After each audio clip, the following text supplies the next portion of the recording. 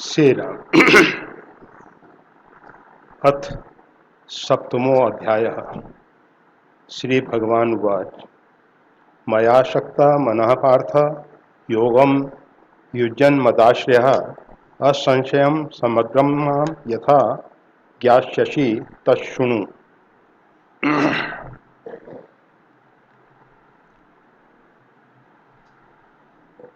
ये जो परमात्मा ने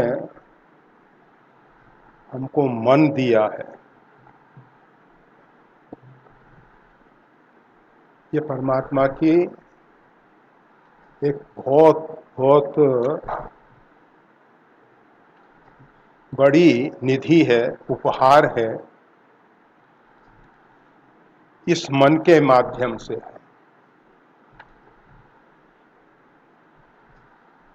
परमात्मा तक पहुंच सकते हैं और इसी मन के माध्यम से तिरक योनियों में भटक सकते हैं।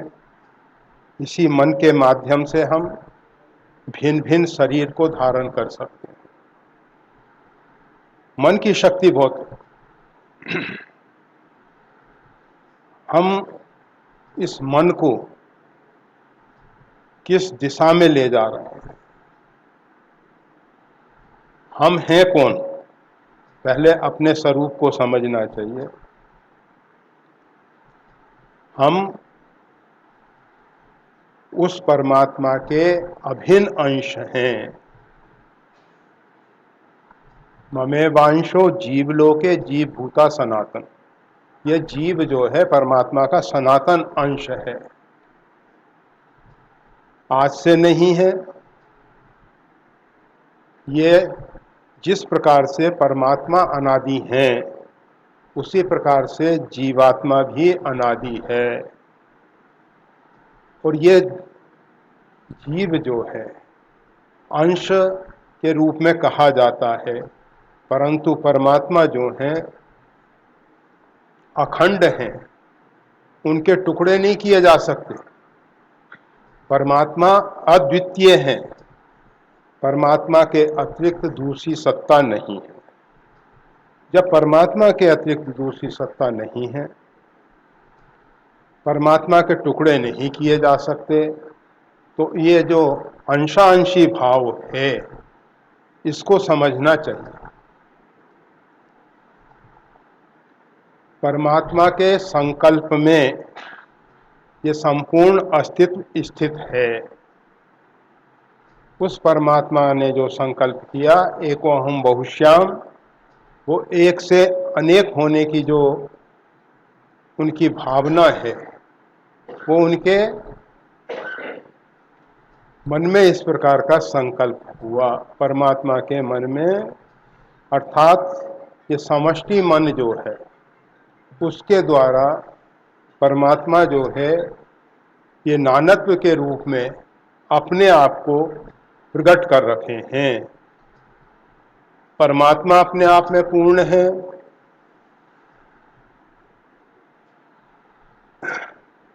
परमात्मा का अंश भी अपने आप में पूर्ण है। ऐसा नहीं है कि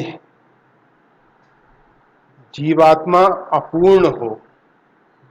अगर परमात्मा सच्चिदानंद है, सच्चित आनंदमय है, तो ये जीव भी सच्चित आनंदमय है। केवल भेद इतना ही है, गंगा से गंगा की तरंग पैदा होती है और उसी गंगा में विलीन हो जाती है। इसी प्रकार से उस परमात्मा में असंख्य सृष्टियां प्रकट होती रहती हैं और असंख्य सृष्टियां तिरोभाव को प्राप्त होती हैं। उससे ही प्रकट होती हैं, उसी में विलीन हो जाती हैं। ये जीव परमात्मा के संकल्प के अनुसार सृष्टि में आता है और नाना प्रकार के संस्कारों से, क्योंकि इसने भिन्न भिन्न शरीरों को धारण किया है और भिन्न भिन्न शरीरों में भिन्न भिन्न प्रकार के इसके द्वारा कर्म हुए हैं। वास्तविक में जीव जो है अपने आप में अकर्ता है। मूढ़ात्मा कर्ता हमिति मन्य, तो मूढ़ जीव जो है वो अपने आप को कर्ता मान बैठा है। वास्तविक में विषय करण सुर जीव समेता सकल एकते एक सचेता, सबकर परम प्रकाशक जोई, राम अनादि अवधपति सोई। वो जो परिपूर्णतम ब्रह्म भगवान श्री राम हैं, उनकी चेतना से जीवात्मा चेतन होता है। चेतना का मूल स्रोत परमात्मा है। उस परमात्मा की चेतना से जीवात्मा चेतन होता है। उससे इंद्रियों के देवता चेतन होते हैं। इंद्रियों के देवताओं के द्वारा इंद्रियां जो हैं वो कार्य करने में सक्षम होती हैं। उनके द्वारा कार्य होता है। कार्य होने के बाद जो हमारा मिथ्या अहंकार है वो कहता है मैंने किया। आप सबके मन में विचार आया कि चलो उत्तर वाहिनी नर्मदा के किनारे सोमवती अमावस्या है, स्वामी रामानंद संत आश्रम में चला जाए। मन में तरंग आई, उस पे बुद्धि ने निर्णय दिया कि हाँ ठीक है, चलना चाहिए। आपके हाथ पैर नेत्र मतलब ज्ञानेंद्रिय और कर्मेंद्रियों के द्वारा आप यहाँ तक पहुँच गए। यहाँ पहुँचने के बाद आपके अंदर जो अहंकार छिपा हुआ है, मिथ्या अहंकार, जिसने कुछ नहीं किया अभी तक, चेतना परमात्मा की, मन बुद्धि में तरंगे आंदोलित हुई। बुद्धि ने निर्णय दिया और बुद्धि के निर्णय के अनुसार इंद्रियों ने उसको क्रियान्वित किया।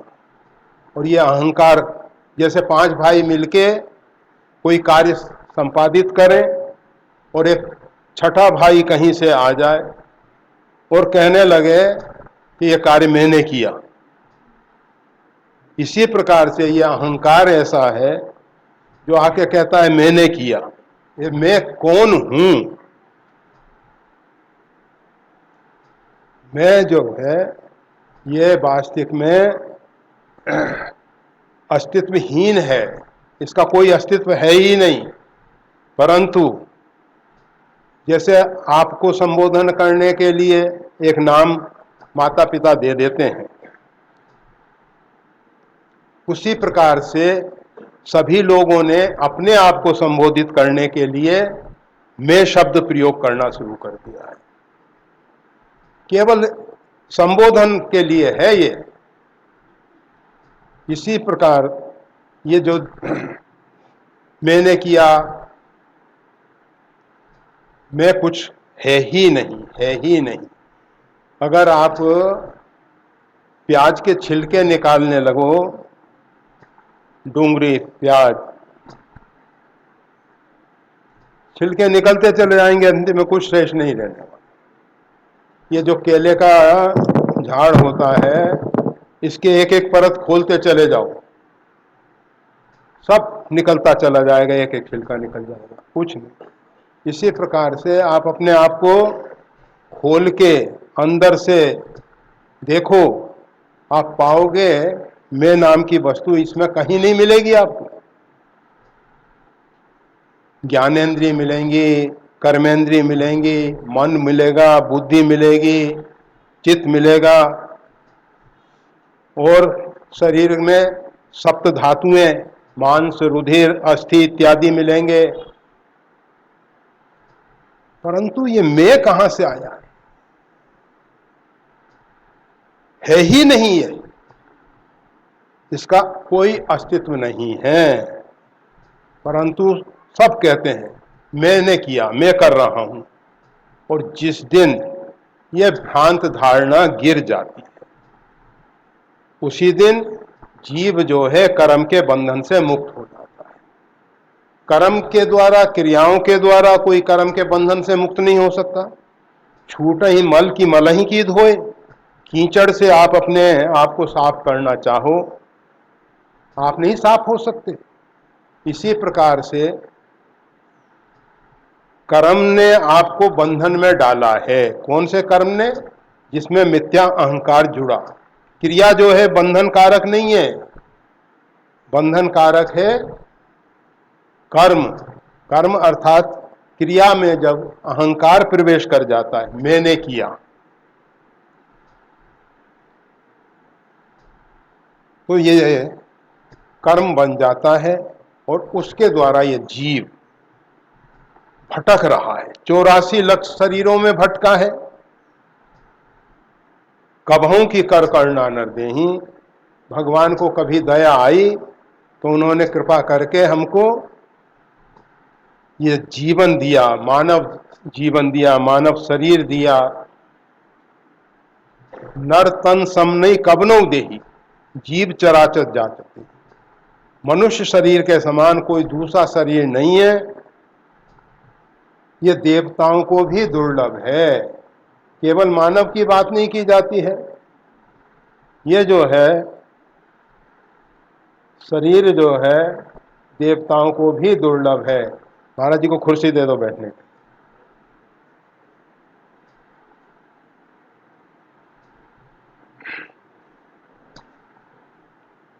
तो भगवान ने ये जो मानव जीवन दिया है, इसके पीछे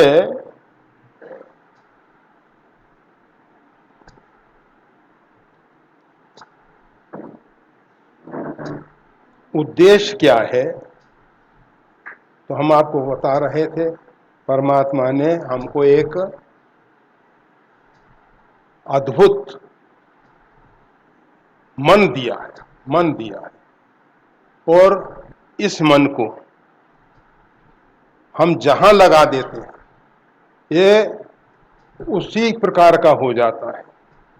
अगर इस मन को हम राम जी में लगा दें, राम जी का गौरव, राम जी का महत्व, राम जी का परत्व हमको अगर समझ में आ जाए तो हमारा मन जो है राममय हो जाता है, राममय हो जाता है।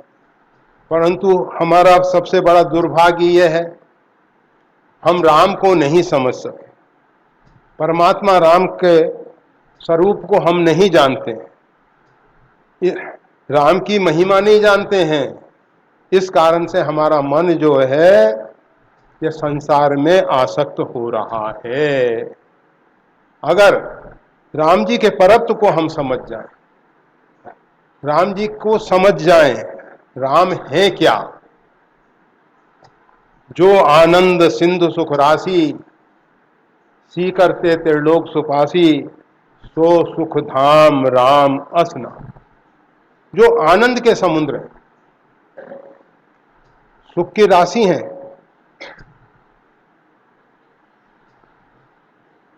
वो परमात्मा। हम संसार में क्यों भटक रहे हैं? हम पैसा कमाते हैं, किसके लिए कमाते हैं? कि पैसे से जो चाहे वो हो सकता है। हमको ऐसा लगता है हमारे पास पैसा है तो हम जो चाहें, जैसा चाहें वैसा कर सकते हैं। वैसे वो मिथ्या धारणा है, भ्रम है, मोह है। पैसे से हमने देखा है केदारनाथ के रास्ते में हनुमान गुफा गरुड़ चट्टी, उसके पास थोड़े नीचे एक जयपुर के सज्जन, अच्छे धनाढ्य व्यक्ति रहे। अपनी पत्नी और अपनी पुत्री, पुत्री उनकी 60 वर्ष की लगभग होगी, 50-60 वर्ष के लगभग पुत्री, और पत्नी तो फिर आप समझ सकते हैं, और वो स्वयं कितनी उम्र के रहे हो।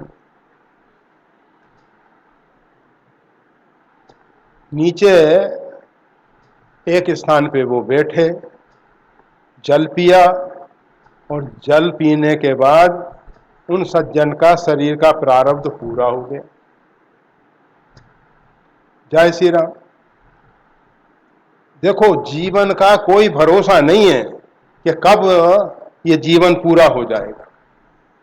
चलता फिरता हंसता खेलता बोलता व्यक्ति क्षण मात्र में, हमने ऐसे भी व्यक्ति देखे, साइकिल पे जा रहा है, मूंगफली चबा रहा है और गिरा और जय श्री राम, मुख में मूंगफली है और प्राण पखेरु उड़ गए। जीवन का कोई भरोसा नहीं, कब शरीर का प्रारब्ध पूरा हो जाए। तो वो सज्जन जिनके बहुत से कल कारखाने, जिनके बहुत से बच्चे विदेशों में भी, मृत्यु के समय ना तो पैसा काम में आया, ना कोई बच्चा काम में आया। एक गुजराती भाई आश्रम पे आए, स्वामी रामानंद संत आश्रम गरुड़ चट्टी, कहे कि स्वामी जी एक सज्जन का ऐसा ऐसा देहावसान हो गया है, आश्रम से कुछ काष्ठ लकड़ी मिल जाए तो अंत्येष्टि कर दी जाए। हमने कहा भैया देखो, आश्रम से तुम काष्ठ ले जा सकते हो, लकड़ी ले जा सकते हो, उसमें कोई आपत्ति नहीं है, परंतु उन सज्जन के साथ आपका क्या संबंध है? का मेरा कोई संबंध नहीं है, मानवता के नाते मैं ऐसा कर रहा हूं। हमने कहा मानवता के नाते हम आपको एक सुझाव दे रहे हैं, आप पहले ऊपर केदारनाथ जाओ, बाबा का दर्शन कर लो, और दर्शन करने के बाद पुलिस चौकी में जाना और वहां समाचार देना कि इस प्रकार से कोई राहगीर का, पथिक का देहावसान हो गया है, तो उसकी हम अंत्येष्टि कर सकते हैं। अगर वो अनुमति दें तब फिर आगे कार्य करना। गया बेचारा, अब पुलिस वाले कर्मचारी आप तो जानते हो, कहने लगे क्या भरोसा तुमने ही मार दिया होगा। कहा देखो मैं तो कुछ उससे परिचित भी नहीं हूं, केवल मैंने एक मानवता के नाते कि इसका अंतिम संस्कार माताएं हैं, माता और उनकी मतलब उनकी धर्मपत्नी और उनकी पुत्री है, और दोनों अवस्था वाले हैं, उम्र वाले हैं। ऐसी स्थिति में मैं सोचा कि इनका अंत्येष्टि मैं कर देता हूं, परंतु काष्ठ वहां उपलब्ध नहीं था। आश्रम पे गए तो स्वामी जी ने आपके यहाँ भेजा है मेरे। जब आश्रम का नाम आया तो पुलिस वालों ने कहा हाँ हाँ जाओ कर दो, अंत्येष्टि कर दो। क्योंकि आश्रम की अपनी एक छवि है कि आश्रम से कोई ऐसा गलत व्यक्ति को नहीं भेजा गया होगा, और ऐसा होता ये व्यक्ति गलत तो पुलिस चौकी में आता ही क्यों। तो उन्होंने अपने विवेक से काम लिया, थोड़ा बहुत होता है विवेक, और सभी विवेक शून्य नहीं होते, वैसे उनको विवेक शून्य बनाना पड़ता है। जैसे आपके फौज है, तो फौज में उस सिपाही को बुद्धि से रहित करना पड़ता है। अगर वो उसके पास बुद्धि और विवेक होगा तो वो दनादन गोलियां नहीं चला पाएगा, उसको दया आएगी, वो कहेगा कि इसने अपना क्या बिगाड़ा है जो इसके ऊपर हम ऐसे गोली चला रहे हैं, नहीं चला पाएगा। आपको शायद मालूम होगा श्रीमद् दुर्गा सप्तशती में, दुर्गा सप्तशती आदिशक्ति भगवती जगदम्बा का थोड़ा चरित्र है उसमें। तो भगवती कहती है ठहर ठहर, मेरे को थोड़ा मदिरा पान कर लेने दे। अब लोग कहते हैं कि दुर्गा सप्तशती में लिखा है दारू पीने के लिए मां भगवती आदिशक्ति जगदम्बा। प्रश्न उठता है क्यों? वो जो करुणामयी मां है, जिसमें वात्सल्य भाव भरा हुआ है, निसीम कर्णपूर्णा, वात्सल्य महोदधि, वात्सल्य भाव उनमें समुद्रवत है। तो ऐसी जो भगवती है, ऐसी जो आदि शक्ति है, जगदम्बा है, पराम्बा है, वो अपने बच्चों को मार नहीं सकती। मार तो क्या करती है वो? दारू पीती है, शराब पीती, जिससे उसकी बुद्धि खराब हो जाए। ये जो भी लोग हैं, जो विक्षिप्त लोग हैं, जो बुद्धिहीन लोग हैं, जो अत्यंत दुखी लोग हैं, वो शराब पीते हैं। ये शराब जो है मन बुद्धि को खराब कर देती, खराब कर देती।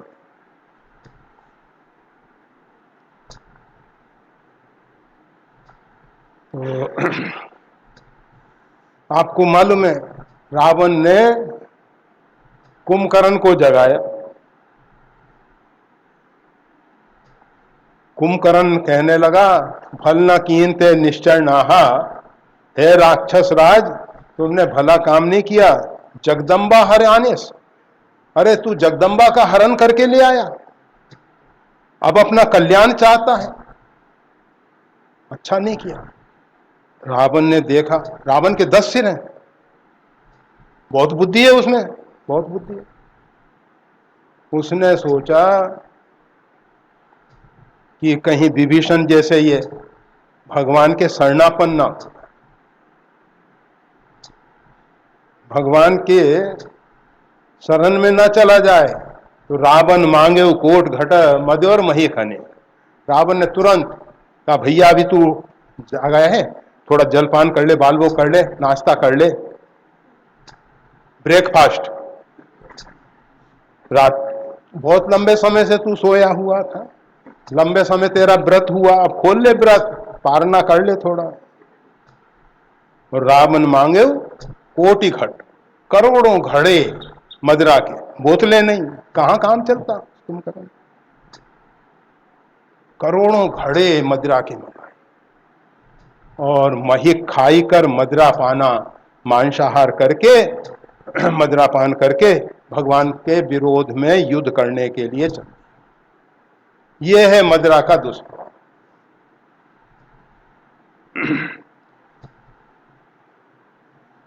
तो हम ये बता रहे थे कि पुलिस कर्मचारियों को मदिरा दी जाती है, उनको ये जो फौज के फौजी भाई हैं उनको भी दी जाती है, मदिरा दी जाती है। वैसे एक बात और ख्याल आ रही है, परंतु नहीं कहेंगे। वो क्या हुआ, कह देते हैं, चलो आ गई तो कह दे।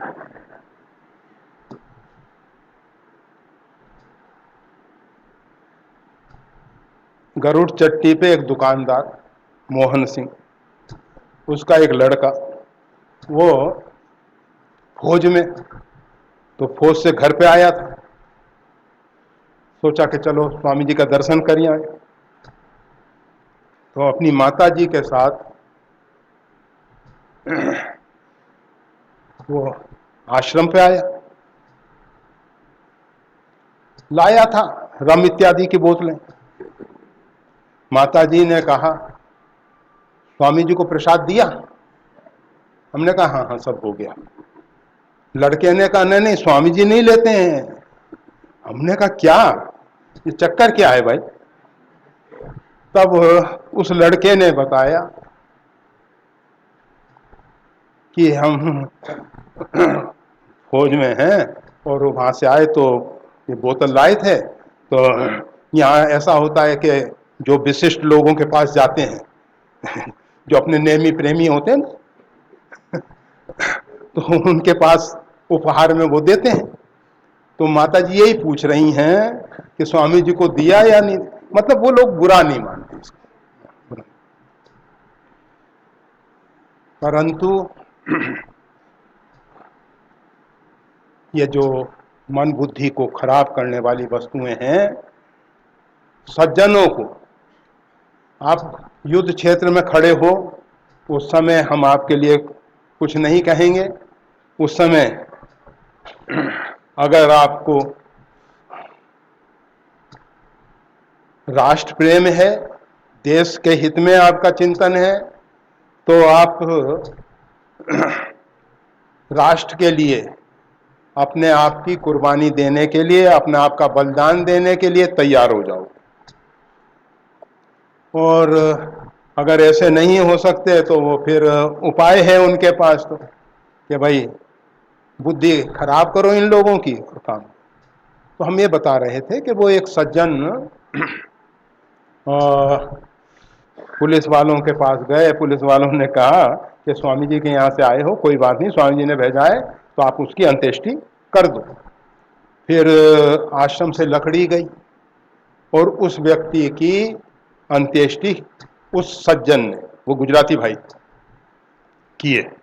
वो राजस्थान का था और उसने संकल्प किया है कि इनकी आत्मा की शांति के लिए इतना अन्नदान इत्यादि जहां कहीं रहूंगा वहां करूंगा, ऐसा नहीं कि तो हम ये बता रहे थे, जीव का कोई भरोसा नहीं है कि शरीर का प्रारब्ध कब पूरा हो जाएगा। और ये धन संपदा वैभव कोई काम नहीं आने वाले, जिसको हम संग्रह कर करके रख रहे हैं कि कठिन समय में काम देंगे। लोग धन का संग्रह क्यों करते हैं? इसीलिए करते हैं कि आपत्ति काल में काम देगा, परंतु कोई काम नहीं देता, कोई काम नहीं देता। हाँ, अगर हमारे कर्म सही है, हमारी बुद्धि सही है, तो परमात्मा की कृपा से गरल सुधा रिपु करई मिताई, गोपद सिंधु अनल सितलाई, गरुड़ सुमेर रेन समताही, राम कृपा कर चितवा जाही। राम कृपा कर चितवा, जिसको भगवान श्री राम कृपा करके देख लेते हैं, जिसके ऊपर भगवान की कृपा दृष्टि है, उसके लिए गरल सुधा, विष जो है अमृत हो जाता है। शत्रु जो है उससे मित्रता करने लग जाते हैं। बड़े बड़े सुमेरुगिर जैसे पर्वत रजकन के जैसे हो जाते हैं। और अगर भगवान से विमुख है, मात मृत्यु पितु समन समाना, माता जो है मृत्यु के समान हो जाती है, पिता जो है यमराज के समान हो जाता। राम से विमुख और राम के सन्मुख, दो प्रकार। अगर हम राम जी के सन्मुख हैं, राम जी ने कृपा करके हमको अपनी अमृतमयी दृष्टि से देखा है, तो गरल सुधारी करई मिताई, गोपद सिंधु अनल सितलाई, गरुड़ सुमेरन समताई, राम कृपा कर चितवा जाए। राम कृपा। तो भगवान की कृपा का भरोसा रखो, भगवान से प्रार्थना करो, माम बलोकय पंकज लोचन, कृपा विलोकनी सोच विमोचन। हे प्रभु, आपकी कृपा दृष्टि हम पे पड़े, हमें आपसे और कुछ अपेक्षा नहीं है, बस कृपा करके एक बार देख लीजिए, और कुछ नहीं चाहते हम आपसे। माम बलो पंकज लोचन, कृपा विलोकन सो। वो तो आगे और भी है उसमें। तो यहाँ ये गीता का है 7वें अध्याय का एक श्लोक के विषय में थोड़ी सी चर्चा कर रहे हैं हम सब। मयासक्ता मना पार्थ योगम युजन मदाश्रया,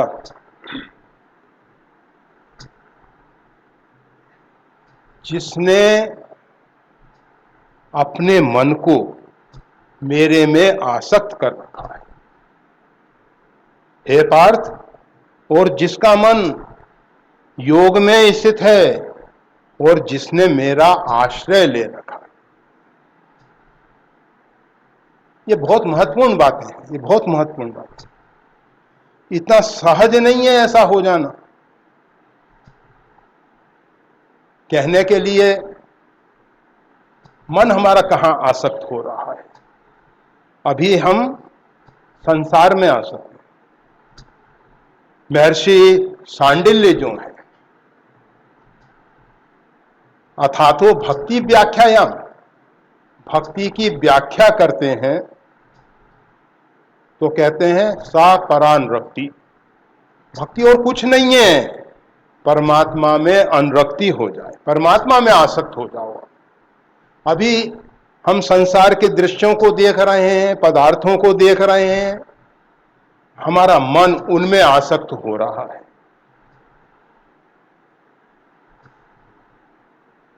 हमारे ऊपर कामदेव सवार है, हम तरुणी को देख के हम उसमें आसक्त हो जाते हैं। हमको लगता है इससे सुख है, इससे सुख है, इससे सुख है। ये सुख तो केवल भगवान के चरणों में है, भगवान की शरणागति में है, उसके अतिरिक्त ये सुख कहीं नहीं है, कहीं नहीं है। तो भगवान कह रहे हैं कि मया शक्ता मनहा, ये जो मन है ये मेरे में आसक्त हो जाए, परमात्मा में आसक्त। हमारी जो आसक्ति है, हमारी आसक्ति सबकी और स्थायी नहीं रहती है। कभी हम इसमें आसक्त होते हैं, कभी उसमें आसक्त होते हैं, कभी उसमें होते हैं। परंतु परमात्मा का एक स्वभाव है, किसी भी प्रकार से जीव परमात्मा के शरणापन हो जाए, किसी भी प्रकार से, उसको अंदर से ऐसा लगे कि मेरे सर्वस्व परमात्मा ही हैं। और वास्तविक में आप जितने भी घर में, परिवार में व्यक्तियों से संबंध जोड़ रखे हो, किसके कारण है? परमात्मा के कारण है। शरीर में से चेतना निकल जाती है, इस हाड़ मांस के पुतले से, वो भगवान शंकराचार्य कहते हैं, भार्या जो है, पत्नी जो है, भय खाती है उसी से।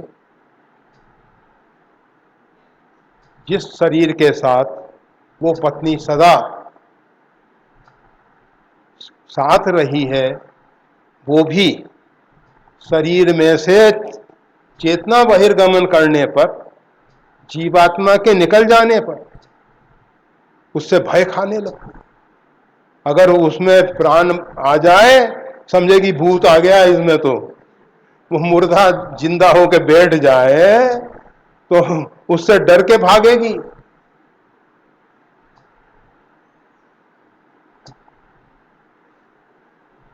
तो ये हमारा मन जो है, जो अनेक जगहों पे आसक्त हो रहा है, अगर ये परमात्मा में आसक्त हो जाए, परमात्मा को समझ जाए, परमात्मा क्या है, परमात्मा कैसे हैं, हम नहीं जानते, परमात्मा नहीं जानते। इस कारण से सुनते बहुत हैं हम, और तोते जैसे रट भी रखें। तोते जैसे हम कहते हैं कि परमात्मा सब जगह परिपूर्ण है, सबके हृदय में बैठा है। ये बातें हम कहा करते हैं, और एक दूसरे को गाली देने में, एक दूसरे के साथ अभद्र व्यवहार करने में उनको कोई तकलीफ नहीं होती। उसके हृदय में अरे राम जी का मंदिर है, मन जो है राम जी का मंदिर है। मम हृदय भवन प्रभु तोरा, ये जो मेरा हृदय है भगवान, ये तो आपका भवन है। हम भगवान के मंदिर को ठेस पहुंचा रहे हैं, नुकसान पहुंचा रहे हैं। अच्छा काम है क्या? तालिबानी तो हो नहीं आप। तालिबानी बड़ी बड़ी बुद्ध की प्रतिमाएं तोड़ते हैं, बड़े बड़े मंदिर मठों को ध्वंस करते हैं।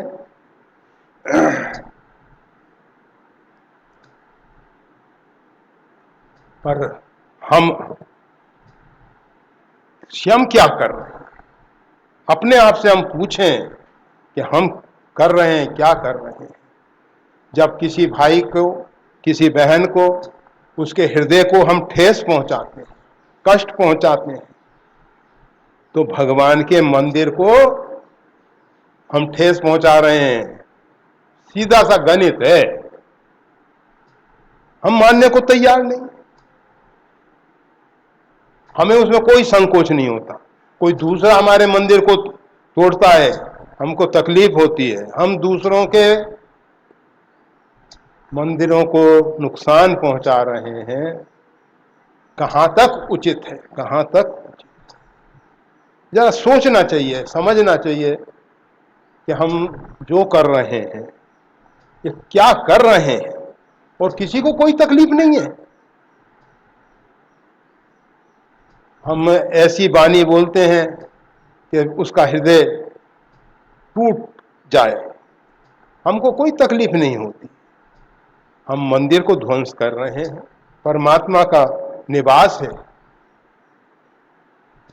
मम हृदय भवन प्रभु तोरा, ईश्वरा सर्वभूतानाम हृदय देशे तिष्ठति। वो ईश्वर जो है कहीं दूसरी जगह नहीं है, हमारे हृदय में विराजमान है, हमारे हृदय में विराजमान। और भगवान ने गीता में, गीता हमारे हाथ में दे दी गई है आज, अच्छा है, आ तो गई है, हृदय में आ जाए। गीता सुगीता कर्तव्या के मन्य शास्त्र विस्तर। गीता को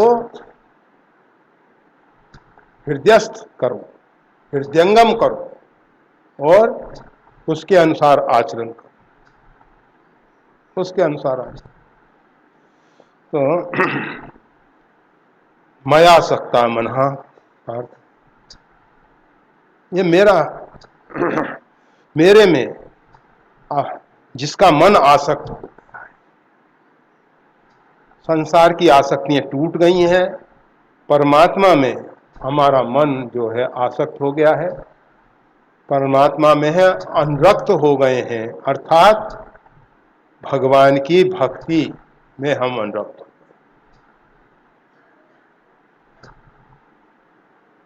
भक्ति और कुछ नहीं है, सा परानुरक्ति। भगवान में हमारा मन आसक्त हो जाए।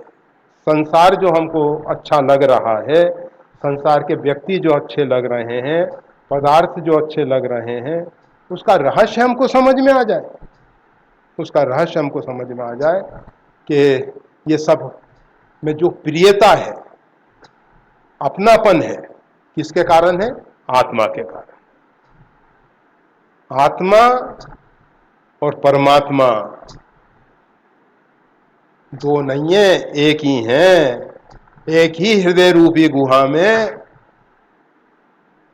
परमात्मा और आत्मा एक साथ निवास करते हैं, एक साथ।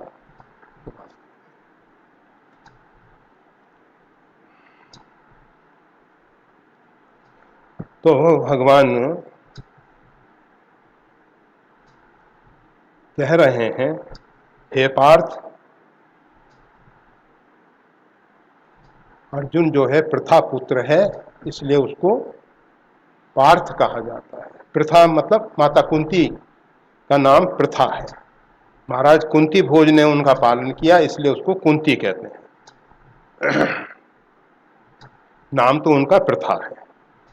तो भगवान अर्जुन को कह रहे हैं, हे पार्थ, योगम युंजन मदाश्रया, जिसने, जो कोई व्यक्ति ने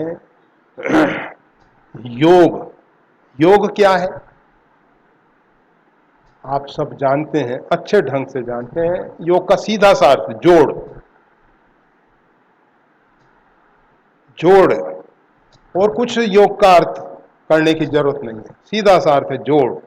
ये समष्टि अस्तित्व जो है जुड़ा हुआ है, एक है, चिद्घन है, संपूर्ण अस्तित्व जो है चिन्मय है, जड़ नहीं है, और सब जुड़ा हुआ है।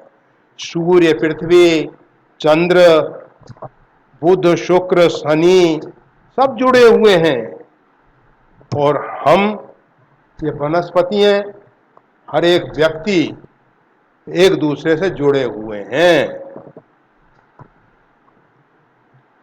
ये वनस्पति, हम जो कार्बन डाइऑक्साइड छोड़ रहे हैं वो पी रहे हैं और हमको क्या दे रहे हैं? ऑक्सीजन दे रहे हैं। देखो, भारतीय ऋषि कितने प्रबुद्ध रहे। उन्होंने कहा जो रात्रि में भोजन करते हैं वो निश्चर है। दिन का भोजन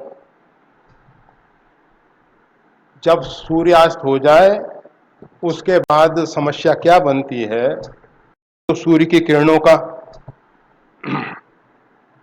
अभाव हो जाता है। दूसरा, ऑक्सीजन जो है कम होने लग जाता है। जो वृक्ष वनस्पति हैं वो रात्रि के समय ऑक्सीजन नहीं छोड़ते। एक पीपल के वृक्ष के विषय में कहा जाता है कि वो रात्रि और दिन हमेशा ऑक्सीजन देता है, परंतु अन्य वृक्ष जो हैं वो रात्रि में कार्बन डाइऑक्साइड छोड़ते हैं। इसलिए ऑक्सीजन का लेवल जो है रात्रि के समय गिर जाता है। इसीलिए रात्रि के समय विश्राम, क्योंकि हम श्रम करेंगे तो ऑक्सीजन का खर्च ज़्यादा होगा। उसके लिए जो हमारी जठराग्नि है उद्दीप्त होगी और भोजन को जलाएगी, पकाएगी और उससे हमको ऊर्जा मिलेगी। परंतु देखो, आजकल ये पाश्चात्य सभ्यता का प्रभाव, लोग रात्रि में देर में तो भोजन करेंगे और उसके बाद सवेरे 8, 9, 10 जब माथे पे आ जाए भान, जब सूर्य जो है सिर पे आ जाए तब जाग रहे हैं। बताओ, कोई समझदारी है क्या? अरे सूर्योदय के समय से ऑक्सीजन का लेवल बढ़ना शुरू हो गया। जागो और जागने के बाद अपना नित्य नैमित्तिक कर्म करके ईश्वर आराधना, उपासना, व्यायाम करो, शरीर को स्वस्थ रखो, परमात्मा का चिंतन करो और संसार के कार्यों में फिर आगे लगो। तो वो तो हम कर नहीं रहे। हम रात्रि के समय देर तक जागते रहते हैं और सवेरे देर तक सोते रहते हैं। तो हम ये बता रहे थे, योग योग जो है ये सारा अस्तित्व जुड़ा हुआ है। हम सब एक दूसरे के साथ जुड़े हुए हैं, वनस्पतियों के साथ भी जुड़े हुए हैं। सूर्य की किरणें जो हैं इन वनस्पतियों को भी पुष्ट कर रही हैं। आप देखिए, पौधे को सूर्य का प्रकाश नहीं मिलता, फसलों को सूर्य का प्रकाश नहीं मिले तो वो विकसित नहीं होंगी, पीले पड़ जाएंगे। हम सबके शरीर पीले पड़ जाएंगे अगर सूर्य का प्रकाश नहीं मिलेगा तो।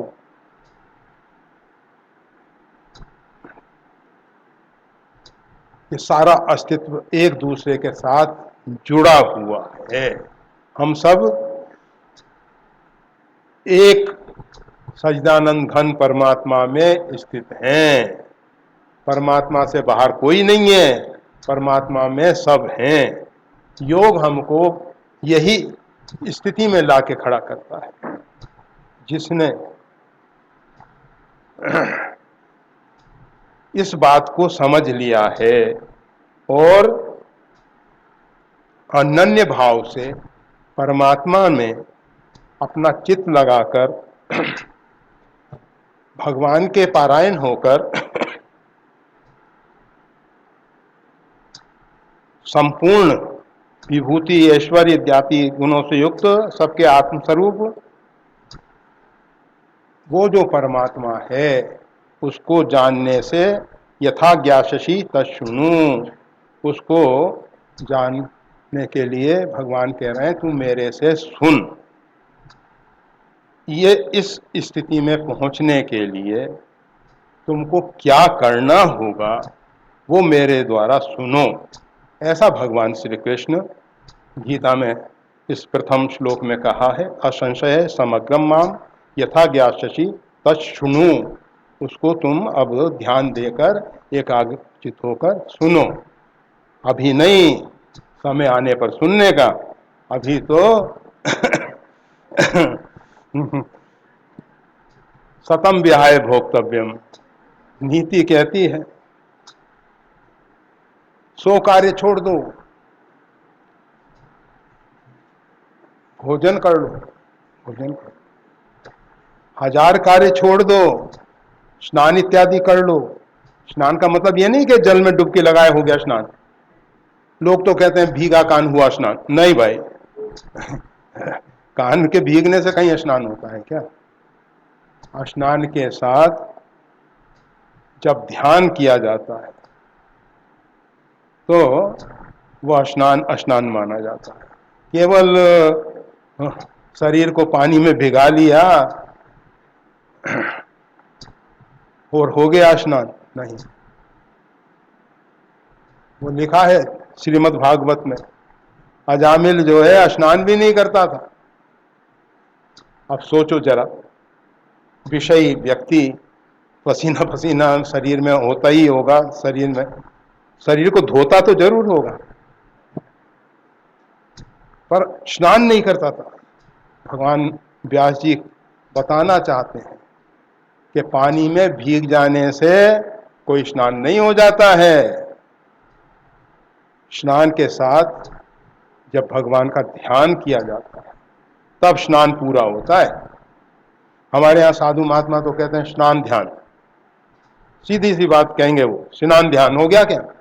वो कोई नहीं कहेगा कि केवल, वाह पुजारी जी भले पधारे।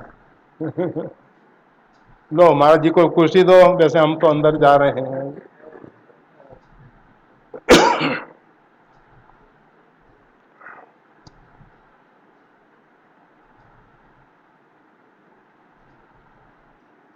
तो 1000 कार्य छोड़ के स्नान कर लेना चाहिए और भजिए राम सब काम दिया। संसार के सब कार्यों को छोड़ के भगवान का भजन कर ले, भजन कर ले। तो अभी 100 कार्य छोड़ दो आप, और सतम विहाय भोक्तव्यम, भगवान का प्रसाद पाओ। महिमा महाप्रसाद, भगवान के प्रसाद की बड़ी महिमा। और तब तक हम थोड़ा सा इस शरीर को विश्राम दे लेते हैं। और